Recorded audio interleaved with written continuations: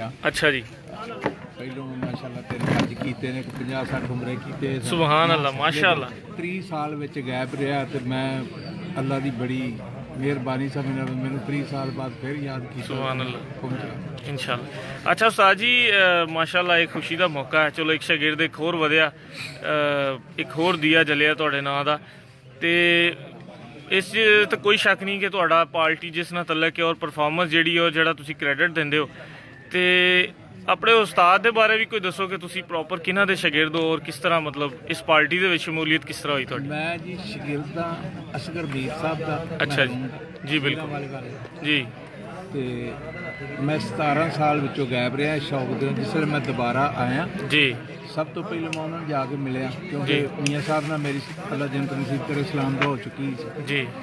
तो उस्ताद ने जाके पूछा, मैं कहा उस्ताद जी मैं कबूतर शौक करने लगा शुरू। अच्छा जी, दोबारा अच्छा जी, तो मैं तुहाडे मुखालफ पार्टी च अच्छा अच्छा, तो उन्हें आख्या जी जिमें तो मैं उस्ताद होवां जे तुसीं जिथे तुहाडी मर्जी शौक करो। अच्छा जी, फिर मेरे उस्ताद का जिले गुजराने च बाईकाट होया सी। अच्छा जी, मैं फिर 2 साल बाद जी, उन्हां दी सारी सुलह करवाई। अच्छा जी, माशाअल्लाह मेरे को तो मेरा उस्ताद राजी गया, बिल्कुल मरना सारे ने बेशक, बाकी मैं मियाँ साहब की पार्टी हाँ अज भी तो उदों भी। बड़ी गल गुजरां वाले हाफिज नहीं उन्हें बनाया सी महरूम, जी जी उन्हां नाल जी, ते लाहौर फिर बिल्कुल बाकी सारा उन्होंने। बिल्कुल ठीक।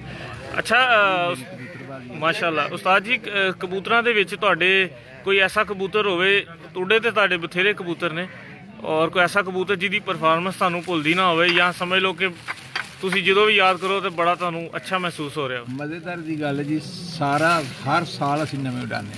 अच्छा, साडा दूसरे साल कोई नहीं कही। जिंदाबाद उस्ताद जी, बच्चे भी नवें ते वड्डे भी नवें।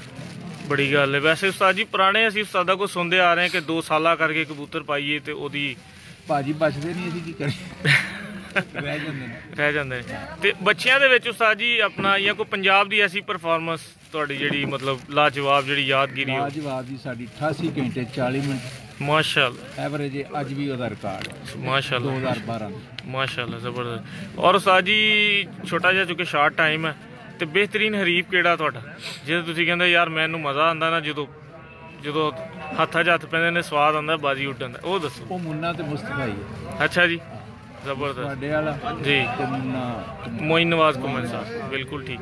चेयरमैन साहब ना तुहाडा माशाअल्लाह बड़ा प्यार है, भरावां वाला तुहाडा आपस दे विच दोस्त घट है भी ये ते रहेगा इंशाल्लाह। इंशाल्लाह। चेयरमैन साहब दी शख्सियत दे बारे कोई 2 अल्फाज कहने चाहो, कैसे बंदे ने, की ने, केड़ी शै है जेहड़ी मतलब? बहुत ही अच्छे दोस्त ने जी जी, ਤੇ ਖਰਾਜੇ ਤਸੀਨ ਉਹਨਾਂ ਦੇ ਨਾਲ माशाअल्लाह, माशाअल्लाह, ਸਾਡਾ ਲਾਹੌਰ ਉਸ ਬੰਦੇ ਨਾਲ ਵਾਸਤਾ।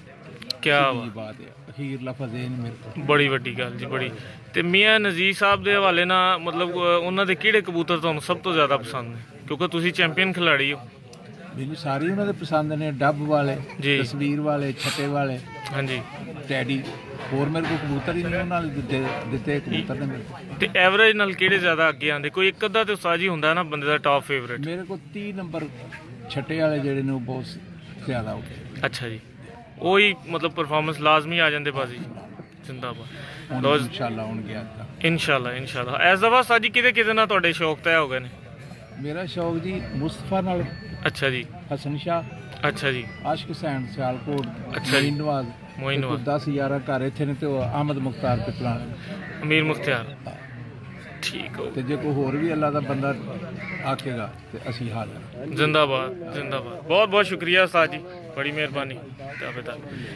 लो सर, ऐसी माशाल्लाह वर्ल्ड फेमस उस्ताद माशाल्लाह जनाब उस्ताद असलम भट्ट साहब, तो इंशाअल्लाह ताला नैक्सट तुहाडी मुलाकात होएगी। अज चौधरी इजाज साहब के कबूतर भी तुहानूं दिखाने, तो गपशप भी होएगी। अपना ख्याल रखना और इस